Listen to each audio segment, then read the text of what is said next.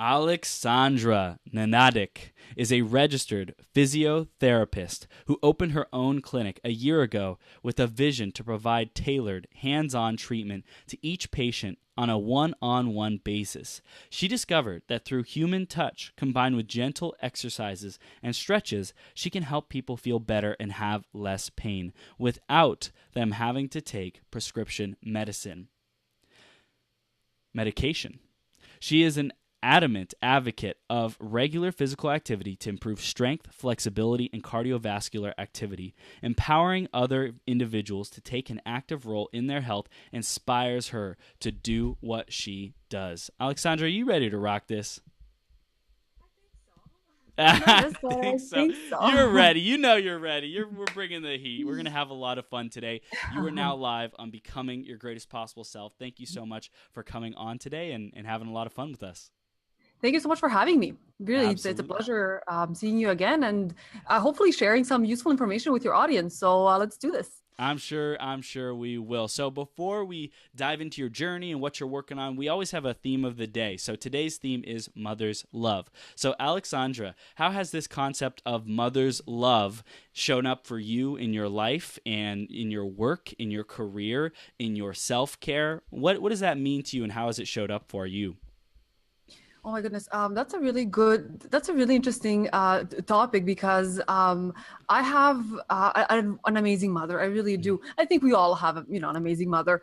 But really, I have a set of amazing parents from whom I have received so much love from Mm, day one, and I continue to receive it, and not just love, but support and encouragement. And I know that whenever I'm going through a tough time, that both my parents are there behind me, mm, supporting me the whole way. So I have nothing but to be grateful for them.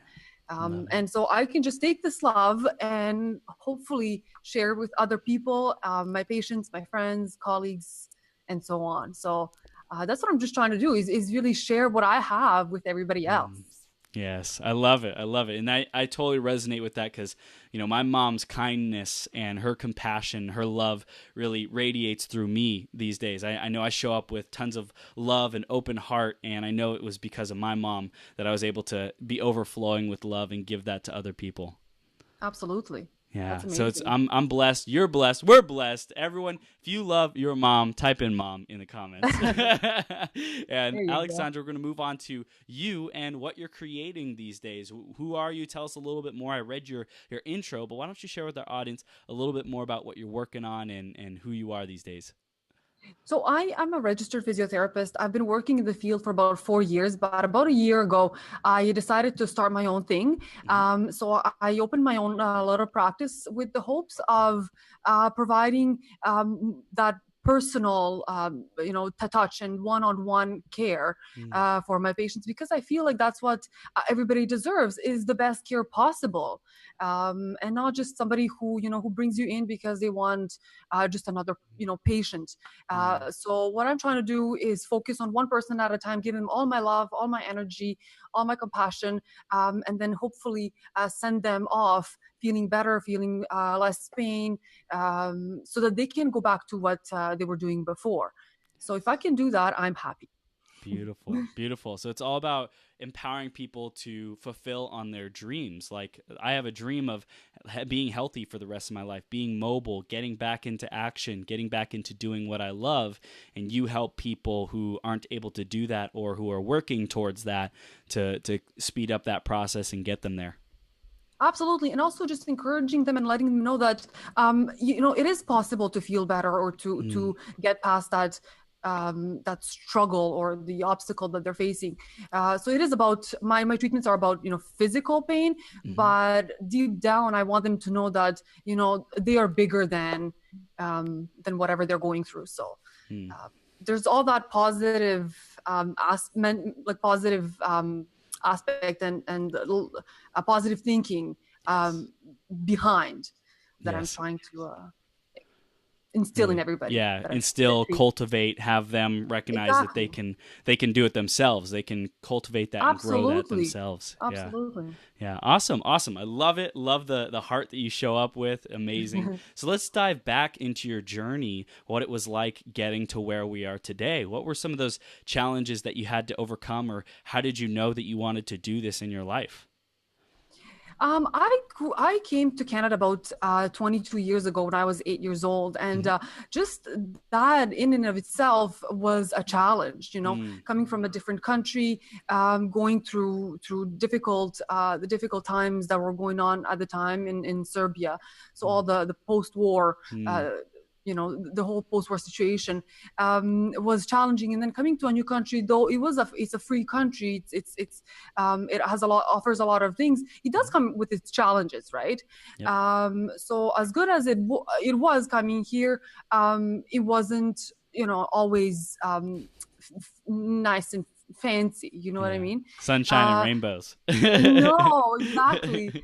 So, you have to go through learning a new language and getting accustomed to the culture and the Mm. lifestyle and meeting new people and forming a whole new group of friends. And, Mm. all of that is challenging in its own way. Mhm. So, there's that. And then, but for some reason, somehow I always knew I was going to be in the healthcare field. So Mhm. for me, that was a no-brainer. What I've accomplished so far is just, I guess, what I always knew. So it was always in my mind. I always knew I was going to do what I'm doing, and Mhm. I guess, accomplished my dreams, Mhm. right? Mhm. But that's not to say that it was always easy. So, Uh, did you knew you wanted to be a I physiotherapist? knew I wanted to be a therapist. So Mhm. as to which kind exactly, I didn't know, but it kind of worked its way. It worked out, Mhm. and I haven't regretted it. I really am happy where I'm at. I do have a lot more things that I want to accomplish, Mhm. but I like the direction that I'm going in. Hmm. What do I'm you happy see? with. What do you see was one of the biggest challenges that you had to overcome to be an effective physiotherapist? Um, I would say a lot of the schooling for me was Hmm. difficult. Mm-hmm. A lot of the classes and the programs at school and the whole masters at the University of Ottawa was challenging for me. I'm not gonna lie. I mean, Right. I struggled to get through, but I did. You just have to keep a positive mindset and just realize that whatever happens, you have to keep looking forward. And so Mm. that's what I did is during the difficult times, also with the help of my parents and my sister and the support and Mm-hmm. encouragement, Mm-hmm. you get through the tough times. Right. So I So would say that, was it just a heavy workload, or did you come close to failing any classes, or what was? oh, I failed two classes. I did. I mean, it was tough at the time, but Yeah. it really makes you stronger, and it teaches you. Yeah. It teaches you to appreciate, certain things, and to just work harder the next time. And Mm. you try to, I guess, you take it as, okay, well, I learned this time, Mm. from what I didn't know. So now I'm gonna work harder. I'm gonna, read my lessons uh, in more depth. I'm Yeah. gonna, research my material uh, more, and then the next time you do it, you're better prepared. Yeah. So How do you think your parents, cuz I'm sure you already had the seeds of this mindset in you before you got to college. How do you think your parents helped you and shaped you to have a resilient mindset to be able to handle adversity and challenges and setbacks? my parents always told me that I'm better than that I believe myself to be, Mm. right? Mm. And it's in these moments of, like school, and when it's not going as well as you'd like to, that they kept reminding me that I can do this, and that it's possible to overcome it. And it's just them, helping plant that little seed, especially in the moments of doubt. Mm. So Yeah. they were a great support. They really Yeah. were. And what I hear is that they were there for you. You know, it's like some parents aren't there in those moments of failure, and so a child, a kid, when they're growing, it might not be that they're always gone, but they're just not present enough to catch when their kid is feeling down or depressed or, defeated. And it's through that parents noticing that, oh my gosh, my child looks sad, like what's going on, and then stepping in and intervening and saying, listen, it's just one thing. So it sounds like your parents were there for you to catch those kind of things that were happening for you. You know what? So grateful for my parents for so many things, but I think for that especially, because my mom especially spent so many hours. She spent endless amounts of hours with my sister and I, just sitting down and talking to us, and not just disciplining us, but also just talking, just trying to understand us and where we're coming from, and just going through it all verbally, and so I think for that. Because of that, I think I'm a lot stronger, and I just was able to get through everything a little bit easier than if I had been on my own. Yeah, and I hear that your mom was curious, and it sounds like you are curious with your patients as well. You're excited to hear about how you can empower them and what they're going through, what challenges that they're facing, so that you can help them get back into action and reach their goals and be happy, be fulfilled. Absolutely. And it's all, it's a lot of it is listening, right? It's the listening skills. It's just listening and hearing out what the other person has to say, and then trying to take a step back and not judge them, because we're all in this together. And you just don't want to, just don't try to judge, because you never really know what's going on behind behind the closed doors or, in someone's life. So you just try to take a step back, look at it from objectively, and try to understand where they're coming from. I think that's all it is, really. Wow. It's beautiful. Beautiful, beautiful. I love this. Cool. So we got a better picture of how you became so loving and curious, and you started listening with that foundation. You got through some of those challenges in your school by having the support of your family and people around you. And let's start moving into the physiotherapy side of things. Like, share with us and our audience what has been some of the biggest things that you've discovered, and what we need to know to be able to be healthy, to take care of ourselves, to be more connected with our body. I think that first and foremost, people ought to realize that it all comes from within, and it's all in the mind. I didn't believe that for the longest time, but I've been taught, and I've also worked on myself a lot and taught myself a few things, and I just realized that when I'm put myself in a positive mind frame, I do a lot better at work and in life and relationships and stuff like that. And when I'm upset and angry and frustrated with people and situations, then I'll notice things that will happen that I'm not that I don't want to happen, or I wasn't expecting to happen, or that I'm disappointed about or upset about. And so it's about catching myself sometimes, to stop this negative thinking, switch over to the positive, forget what happened, accept it, okay, and move on from it. So that's what I'm trying to sort of also work on with myself first and foremost, because I feel like if I'm in the right place, then I'm going to do a much better job with my patients. And so they're going to get a lot better treatment from me than if I was in a bad place. Totally. So that is my challenge, is to make sure that I'm always, staying positive and focused, and despite whatever happens, to look at it from a brighter side. Just look at it from a more positive light. What do you think is the biggest challenge to having your clients and patients start to know and live that philosophy? It starts from within. It's all in the mind.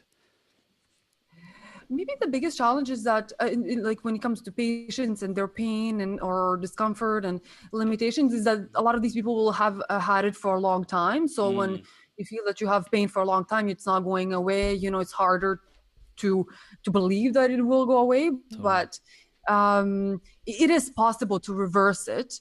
And I think that pain in general is just a good indicator that something's off in your body. So when you do have it, it's actually a good sign that you have it. It's telling you that something's wrong, and that you should work on it. You should seek help. You should consult with someone in order to get better.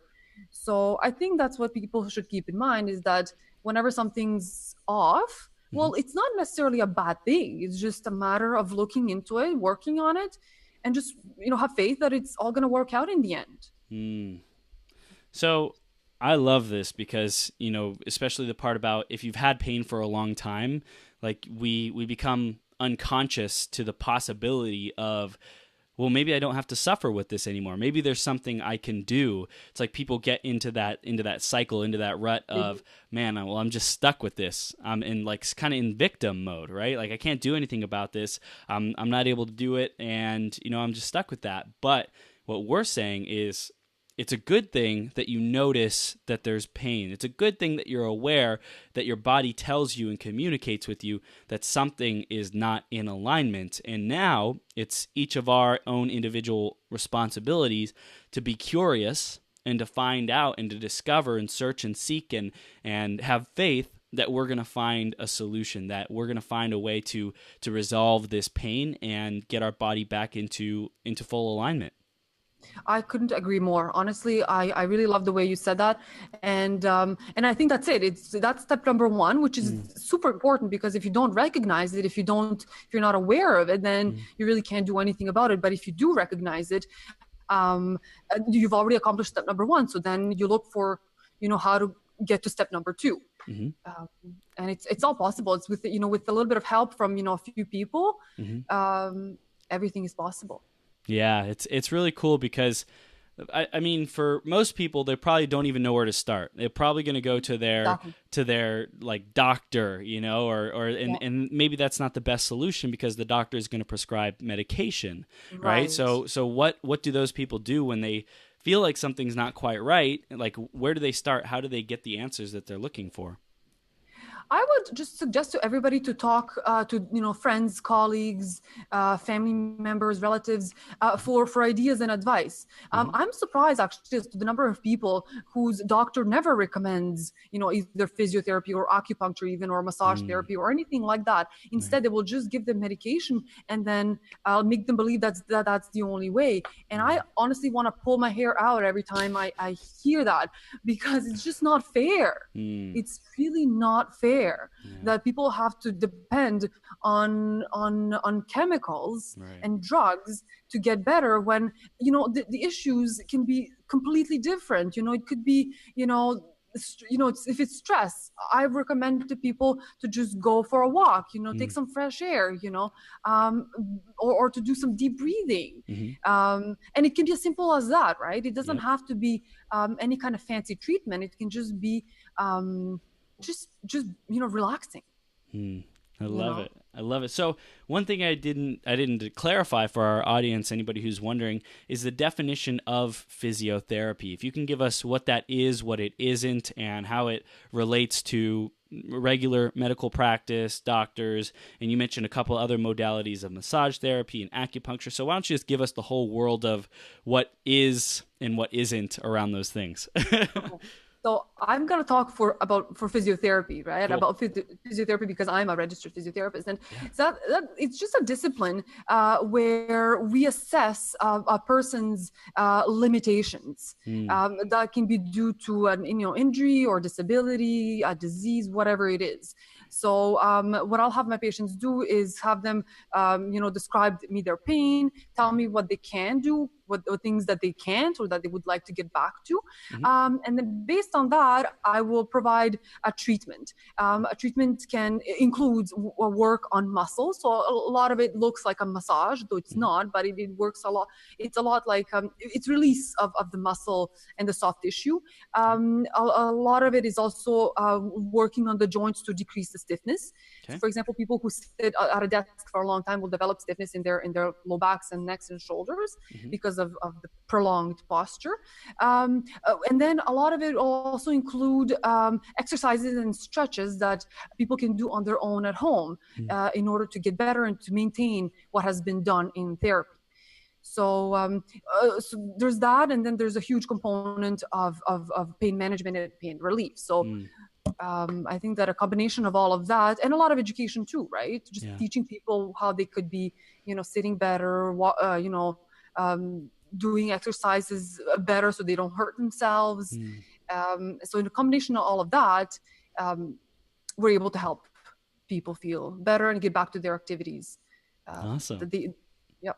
Awesome. So it's I heard pain management. If people are in pain, if they're suffering, if they're dealing with something out of alignment that we were talking about earlier, they would go to you, and then you help them diagnose what is out of alignment. It could be something with the joints, could be something with the muscles, like who knows what it could be until they get to you, and then you have some different things and tests that you run to find out what are the symptoms, what's causing the symptoms, and what are some possible actions that the patient can take to remedy it. Exactly. And then if I personally can't figure it out, or if I haven't succeeded at treating someone, then I'm more than happy to refer to an acupuncturist maybe, who works on a little bit of a different philosophy, but whose work I believe is also very beneficial, or a massage therapist or a chiropractor and so on. But all of it really is most of it is hands-on, and it's non-invasive, well, other than acupuncture and with the needles and stuff like that, but it's non-medicated. So that's the biggest thing, is that it's all hands-on work. It's non-medicated, it's non-invasive, which in my opinion is a lot better, because it's a lot more organic, right, than the medication. So what do you feel like with your hands, because you're working with your hands on, like what do you feel like you're able to accomplish that other doctors who aren't so hands-on are able to accomplish? I feel that when you use your hands, you're able to provide a little bit more relief, because it's that human touch you have with your client. Our profession is very physical and very becomes very close with between the therapist and the patient. So of course there is the aspect of making sure that the patient is comfortable with you and consents to everything that we're gonna do. But for those reasons, I think it just becomes more beneficial. And I think that's in a way, I think it's better than some of the modalities, like the heat packs or the electrical machines that a lot of physiotherapists will use.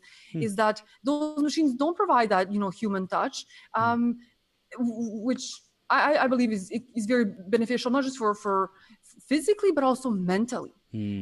There's a release of the hormone, the happy hormones from the brain when you are close with someone, right.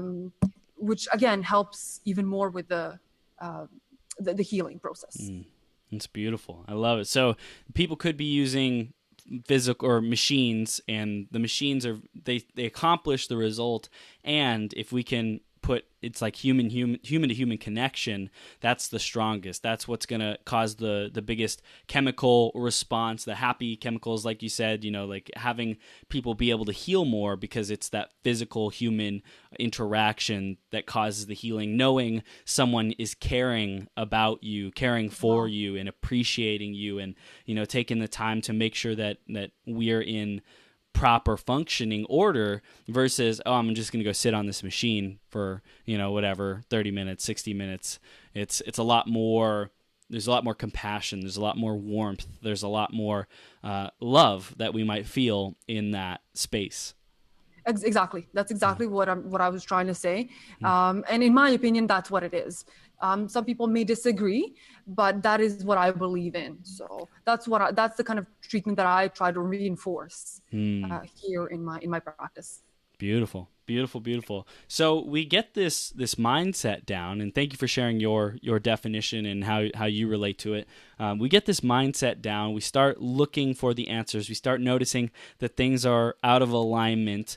Then what do? We start looking for solutions. We start actively taking on our own practices. We see a physiotherapist. Is that pretty much it? Is it that simple? No, I think that there's a lot of work that goes on, that should go on behind it all. I always teach my patients that, the amount of time that they spend with me, as much as I love them and love treating them, they only get this little bit of time with me, right? In a week or in a day. So what they do at home or at work is much more important. Totally. So if it is doing their exercises and stretches on a regular basis, then that's what it is. If it's watching a motivational video or listening to someone that they like to listen to, then that's what it is. If they need to do work on their own, if they need to write it out, if they need to I don't know, talk to someone, then that's what it is for them. So I think everybody's a little different. And I think, again, that's what I do on myself too. I have to work on myself as well quite a bit. So when I'm at home, that's what I'll use a few different things depending on how I feel or what I have time for. I'll use a few different things, and I think that in the end, it all helps out, and it's a long process. I'm not gonna deny that it doesn't happen overnight, but I think it's worth it in the end. Yeah, definitely. I'm curious because I love how you mentioned people only see you for a fraction of time, and what they do at home, what they do on their own, what they do instead of parking right next to their building, they park far away so that they can get a little bit more walking and get a little bit more exercise in. Like who they are behind closed doors or when nobody's watching is most important. How do you empower your clients and patients to be more responsible, to be more in charge of making those maybe more uncomfortable decisions and uncomfortable choices that ultimately will lead to their growth, but typically in the moment-to-moment basis, people don't want to make those more difficult decisions for their long-term growth. They don't want to sit down and do a foam roller. They don't want to sit down and give themselves a massage, do the stretching. How do you empower them to be more responsible and victorious behind closed doors? You know what? I always check on them. So whenever they come and see me for a follow-up appointment, I will ask them if they've done their exercises or their stretches. And a lot of them, will do it, but some of them won't, right? And I think that when they see, when I've asked, time and time again, and they haven't done it, then they become embarrassed, right? It's almost like shame. It's almost like, a guilt trip, right? So they know next time that when they come, that I will ask them the same question, and they know that between this time and next time they have to have done their stuff, their homework. So I think that's one way. So I'm not honestly pushing anybody. I don't believe in forcing. I think that if you want to get better, it has to come from you first and not from me. But if I can, at least point it out, bring it to your attention every time you come and see me, that it's better for you to do your exercises than not because you're going to heal faster, then I'm more than happy to do that. I get that if they're committed to the long haul and they keep showing up at the appointments and all that good stuff, then they can do that and they'll experience the benefits from that. I'm curious if they're just starting out with you, or they're just anyone, if they're not going to see you because you're in Canada, amazing good old Canada, and if they're going to see another physiotherapist or something like that. How can we empower our audience? And even if it's people going to see a physiotherapist or just making these more difficult decisions in life, maybe our audience does have an accountability partner, which is kind of what you're serving as. You're there for accountability to make sure that they're going to follow through on what they said they were going to do. But if they don't, how can they shift their mindset? How can they start being more responsible for their choices to get that power back, to reclaim their power and choose to go the long road, maybe not the more difficult or the longer, but the different road than what they've been used to, the different than the unconscious, the automatic, way of being that they've already established. How do you empower people to create new routines and take different actions? I would say that I just encourage them to think about how they feel, and how their pain makes them, or their discomfort or their injury makes them feel. And I don't believe that anybody will tell me, that their pain makes them feel good. So if your pain doesn't make you feel good, then you gotta know, that you have to do something about it. Right. So it's just about, I guess, phrasing it differently, just letting them know that if they don't look after it, they can develop other issues with their bodies, like, scar tissue or limited range of motion or Mm-hmm. or maybe an injury, right? If they're not rehabilitated properly in the first place, so they can injure or compensate with another body part, which can cause further injury. So it's just about explaining to people what if they don't take care of themselves can do for them. Got You it. know, and a lot of people are not aware of it, right? If they're not in this field, it's completely understandable that they don't Right. have the knowledge or the education. So it's just about explaining it to them that, I mean, they have the option of taking care of themselves or not, right? It's up Mm. to them, but they got to know the consequences of either or. Yeah. Yeah. So I hear that one way to get people to be more compliant, even if they don't want to do it, there's nobody holding them accountable, is to think about the consequences of what will happen if I don't take these actions. If I keep Exactly. not taking action, if I keep, parking super close to the building and my health keeps declining and I'm finding it harder and harder to breathe, my quality of life goes down. I can't keep up with my kids. I won't be able to, have this vitality and energy to do what I want and travel and have all these fun adventures because I'll be too busy trying to catch my breath. I'll be too busy, trying to take care of my body. That's just one example. No, that's But exactly what it is. yeah, That's, yeah. So yeah. it's the consequences of what happens when you don't. Yep. And I hear that when people show up with you in person and they didn't do their assignment, they didn't do their assignment, it's like almost like you have to peel away the layers of stubbornness of I don't care, or the excuses, right? And you Yep. have to get to the core of what they really care about, and you have to Yep. find out like what's really driving them, what's their why do they keep coming to this therapy in the first place, why did they sign up for this, why do they want to get back on their feet, why do they want to get mobility back, why do they want to heal. And it's like really being able to listen into that is critical for them to be able to make the progress that and they know they're capable of. Exactly. And it's also just letting them know that they should not depend on me, or Mm, any other therapist for that matter, to make them feel better. I mean, of mm, course, I can help, and right. that's what I'm here for. But ultimately, it's up to them, and they have to realize that it's really all the work that they have to put in Mm, order to get. With a little bit of assistance from different professionals, but it really comes down to whether they're willing to do it or not, yeah. and if they are willing, then they're gonna do it, and if not, then they can come and see me. I mean, like I said, I love treating them, but they're not gonna get as good of results Mm, if they did if they saw me and did everything else that I told them after. yeah. And I also hear that you're the teacher, you're the coach, you're the medical practitioner, and you get to show them the exercises that will benefit them, and it's up to them to keep doing it when they're at home, when they're behind those closed doors. Oh, absolutely. Yeah. Absolutely. And I mean, I've done this on myself, in the sense that, like, if I don't do my exercises, I Mm-hmm. know exactly how I'm gonna feel. So I want to be, I want to what's the word I'm looking for? Like, I want to preach. Mm-hmm. I want to do what I'm preaching. Right. You Practice what know, you preach. uh, Yeah. that's what I mean. Yeah. Thank you. Yeah. So yeah, no, I mean, I have to be a good role model for them as well, right? Mm-hmm. So I have, Yeah. no, that's what I was just gonna say that I have to do my exercises too, and I know that when I don't do them, I don't feel as good. So I have Mm. to put in the effort and the work um, on myself too. Well, I'm curious. Let's share with our audience what kind of things, blocks, obstacles you might come up with, and how do you overcome them? How do you get past them? So, what's something you might tell yourself to not do your exercises, and then how do you get past that? How do you break through that?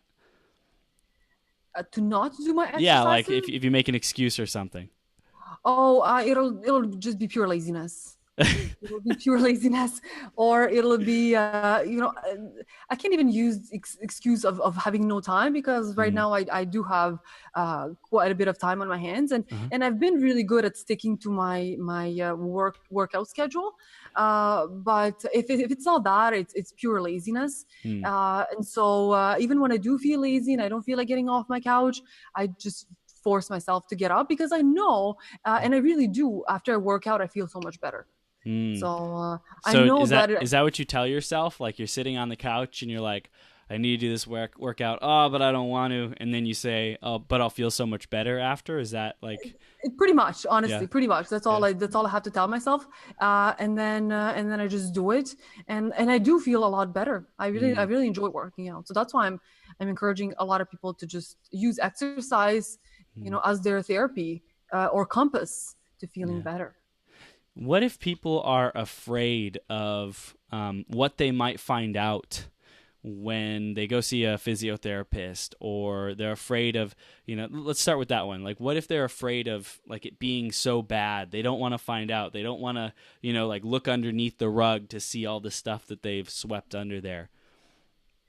Um, I don't know. I mean, I don't ever really consider anything to be that bad. Hmm. Hmm. We all have different bodies, right? And different, different kind of strength, different kind of flexibility. And it's just a matter of working on it. Mm. I'm always so impressed with yoga instructors, for example, and how flexible they are and how they can do those downward dogs so perfectly and smoothly. And I try, and mine looks nothing, similar to that. But it just tells me that I need to work that much harder on it, because Mm. these girls, these yoga or guys, these yoga instructors, have worked, for hours and hours every day for years Hmm. to get the flexibility in their hamstrings and their legs and arms, and so it just honestly tells me how disciplined and perseverant they are, and I'm just Mm. amazed. I'm Mm. I'm absolutely in awe when I see them. Mm. Wow. What would Yeah. you say? You mentioned deep breathing, you mentioned taking a walk. What would you say are some other activities our audience can take to start giving themselves relief, making themselves feel better, having them be more flexible, more vibrant, more alive, more vital, or that area, that realm? I would encourage everybody to also just remove themselves from any kind of toxic environment. So whether Mm. that's a job they don't necessarily enjoy, or friendship or relationship that they're not happy in, um, and I think that when we do remove all those negative aspects and negative people, and Hmm.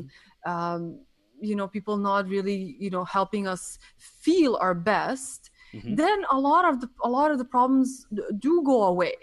If anything, stress goes away, and I think that Hmm. stress is a huge thing. So if we can remove a big chunk of that, of it, then we've already like made a huge improvement. Mm. And so that's one of the things I would recommend, and maybe just spending some time alone, Mm. in order to figure out what it's like to be on your own, and to see if you feel comfortable being on your own, and Yeah. with your own thoughts and yourself, and your body, and just by yourself. Mm. um, I think it's a good I think it's a good teacher. I really do. I think it's a good 100%, 100%. I love this because it's in that silence and stillness yep. that we're able to learn about ourselves. We're able to just be with ourselves and love ourselves. And if we can't do that and get into those spaces of silence and stillness, or if we're making excuses on why we can't, like life is too busy, or I don't want to, or whatever it might be, it's like then it's even more reason to do it, because most likely there's some kind of fear or something, insecurity that we don't want to take on Exactly. behind being alone. Like, what happens when I'm alone? Oh, it sucks, I don't want to do it. Well, why does it suck? Because then I have to like be with myself and Yep. like think my thoughts and feel my body, and I'm like so unhappy or disgusted or not proud of me and who I've become. And it's just like you said, learning to love ourselves is so, so, so important. And just be comfortable with ourselves, being and also being Yeah. in tune Yeah. and mindful of our of everything around us, and of us, Mm. and how everything makes us feel. And I think that the feelings, the good and bad, are there for a reason. They're for a good reason, in the sense that Mm. they're trying to teach you something. And so when you can identify what things you're not happy about or you don't like, then you Mm. know where to not go, or what not to do. Yeah. Um, What would you say sets you apart other physiotherapists? Um, I think that the environment that I have created, which is that Mm, one-on-one with each person, where I focus on just them and I put all my energy and effort and focus into them, is one of the things that sets me apart. mm, Because a lot of the places are not like that. They'll have many people in the same room, and some people are perfectly fine with that. I have nothing against, mm. but others are not, right? Right. And just like you asked, when people are not comfortable with their bodies, or they're afraid of what I'm going to find out, or what I'm going to tell them, even more of a reason to put them in a space where they feel comfortable with the therapist, so that they can discuss privately and Mm, quietly about their issue, so that they can work on it afterwards at home. mm, So that's the biggest thing, I think, is that I've created this comfortable space where people can feel at ease with me, mm, and can tell me whatever they're feeling, whatever they're thinking, and so that we can work on everything together. mm. It's really, we're just a team. We're just a team. I love it. I love it. What do you think people's biggest challenge is in in like sharing the truth, sharing how they really feel when they go into an expert or professional's office like your own, when they go into your environment and they're just meeting you for the first time? What do you think that they're most resistant to? What are they most afraid of? Um, I'm not sure. I mean, perhaps they're thinking, they're afraid of what I'm gonna say or think Yeah. of them or their body.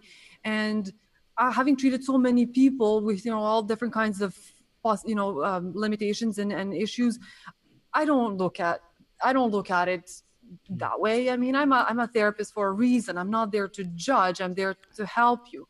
So if anything, I would tell people to not be scared of what somebody's gonna think of them. mm, Um, because even I think that the most beautiful people, the best looking people, have issues going on with them, maybe in a different way, if totally. not with their body, with something else, right? Right. Nobody's perfect, right? Right. And so I think it's just a matter of keeping that in mind, Mm, is that we are the way we are. It's about accepting who we are.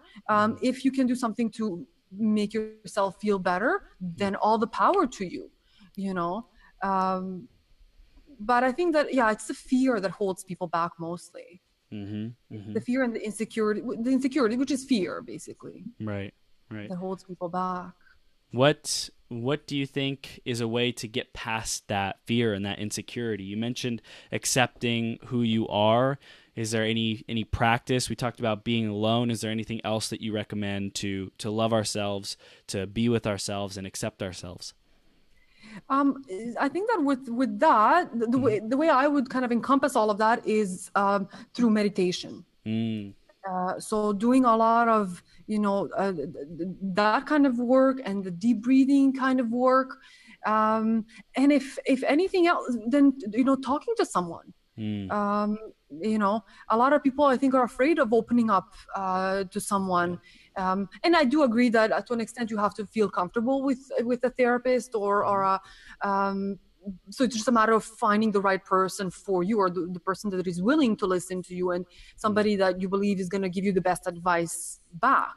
uh, but I would say those are the main two things: is meditation and just the opening up to someone, because I think that through talk yeah. and through having someone listen to you, um, you get this release of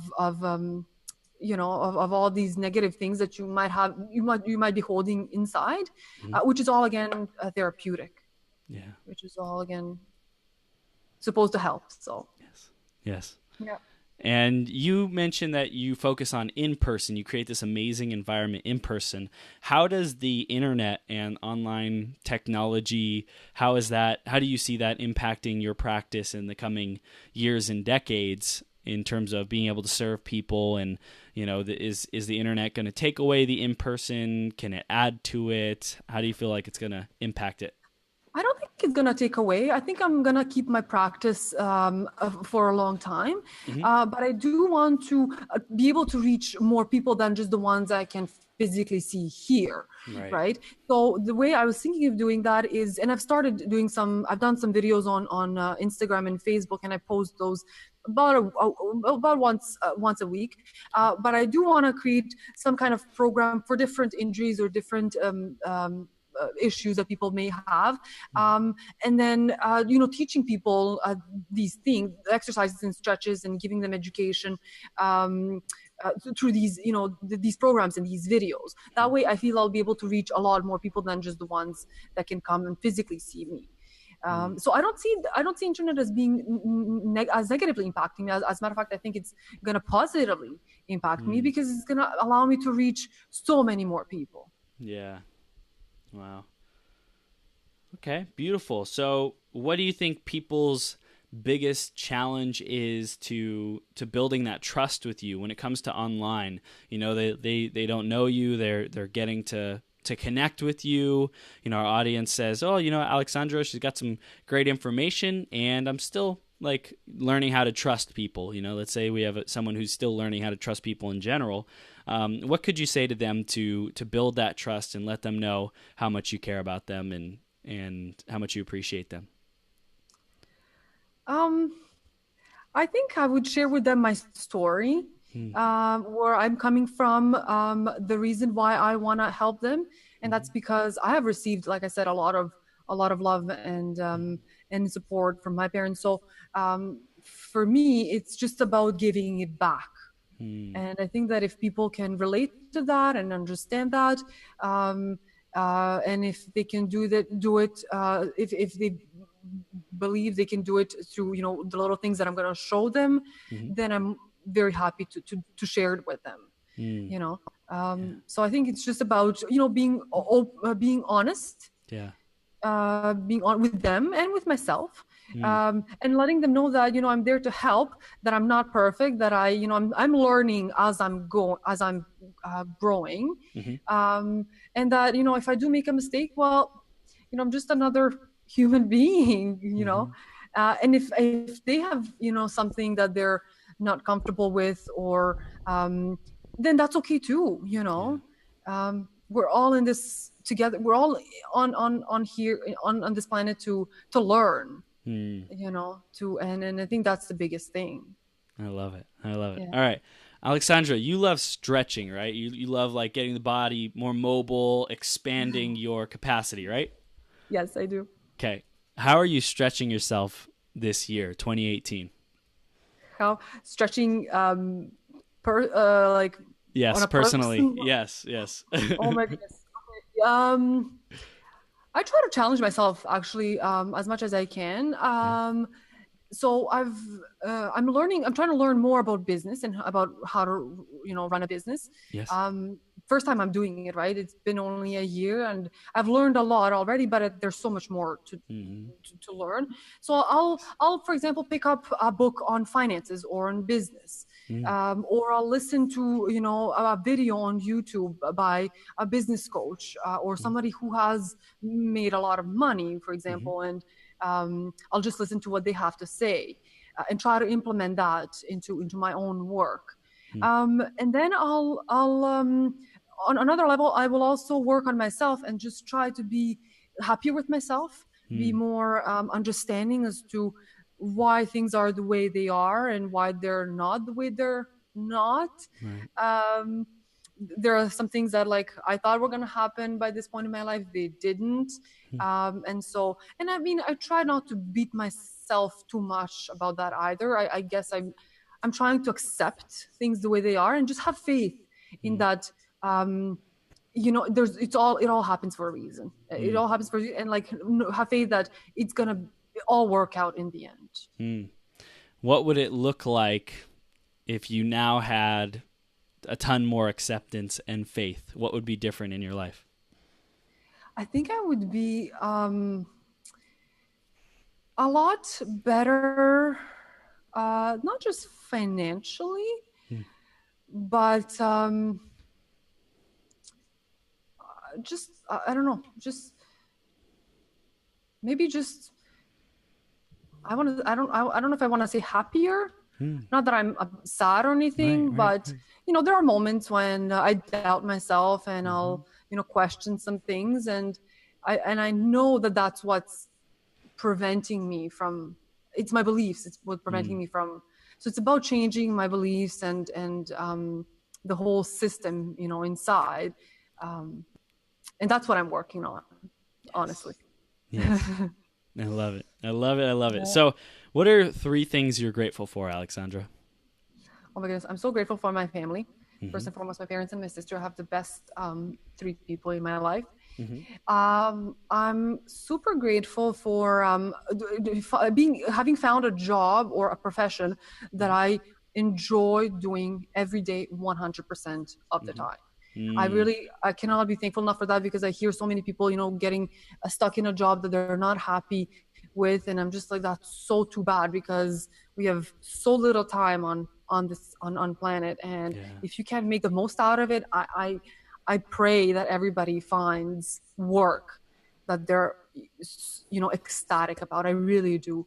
And the last thing, just being able to, I'm just so grateful for being able to share my message with other people. And I really hope that, these little bits of information that I've provided here will help someone.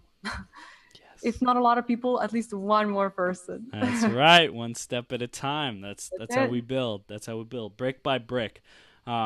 Beautiful, beautiful, beautiful. So I want to begin to wrap this up in terms of what we want our audience to walk away with, what we want them to take action on, what we want them to do because of this interview. I want everybody to know that everything's going to be okay, first and foremost. Second of all, I just want people to, I guess, be true to who they are. I just want people to be aware of their surroundings and of themselves and their feelings and, and the situations, but to be true to who they are. I've always been true to myself. Like I said, I always knew what I was gonna become one day. And I just try to follow that path. Just try to follow your instincts. Just be in tune with yourself. And I think that when we're not in tune is when all the negative things happen. But when we are, we're much better people. We serve other people much better. We can help a lot more people, more in a better way. And I think that's all, really. That's all. It's just be true to who you are. Listen to that little voice within, and just rock it. Powerful. Yeah. I love it. Yeah. I love it. I love it. Okay, so Aleksandra, how do people stay connected with you, and what do we want our audience to do next?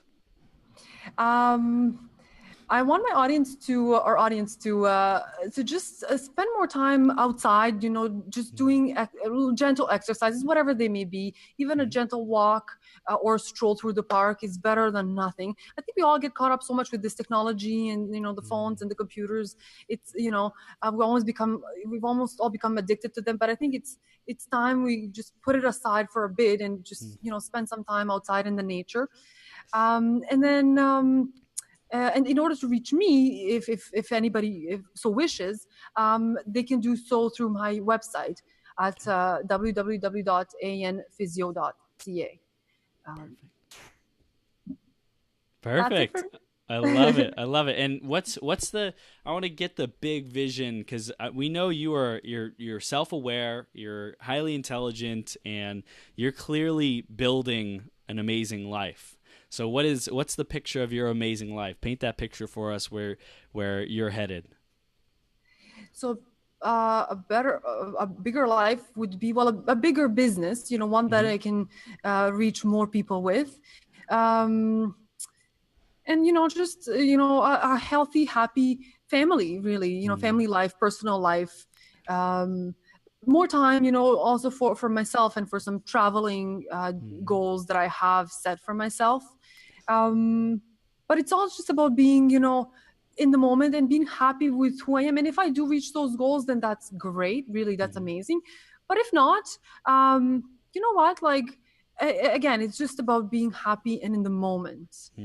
Just And enjoying flexible, not and attached. exactly. No, exactly. If something doesn't work out, then doesn't mean something else won't. So Right. it's just, being open to all the possibilities. Yes, absolutely. Aleksandra, you are amazing. Thank you so much for coming on today and sharing your love, your heart, your compassion and care for people with us, and inspiring us to take even more steps forward into our greatest possible self, into our greatest possible health and wellness and self-acceptance, and just appreciating our body and what we've been given and taking darn good care of it. So thank you so much for coming on today. Everyone, definitely follow Aleksandra. Aleksandra, what's your social media? How do they find you there?